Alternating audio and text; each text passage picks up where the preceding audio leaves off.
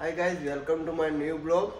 તો આજે આપણે હોસ્પિટલની માહિતી જશભાઈ પાસેથી લઈશું કે કેવાની બધી પ્રોસેસિંગ હશે.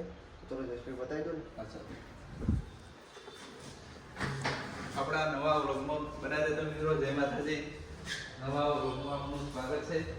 સૌપ્રથમ આપણે પેશન્ટ આવે એટલે અહીંયા બેસાડી લાઈટ ચાલુ કરી પેશન્ટને બેસાડી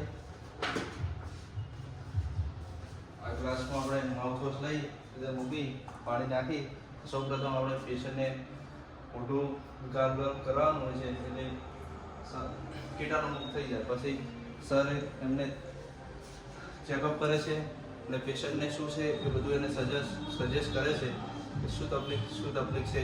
પછી જે કોઈ પણ તકલીફ હોય તે આગળ ટ્રીટમેન્ટ થતી હોય છે.